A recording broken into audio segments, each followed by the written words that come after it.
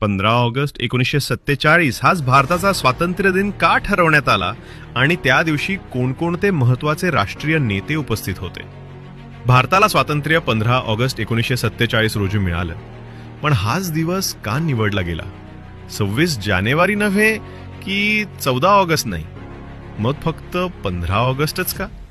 यामागचं खरं कारण म्हणजे ब्रिटनचे पंतप्रधान क्लेमेंट ॲटली यांनी भारताला स्वातंत्र्य देण्याची घोषणा केली होती आणि भारताचे शेवटचे व्हाईसरॉय लॉर्ड माउंटबॅटन यांनी 15 ऑगस्ट ही तारीख ठरवली.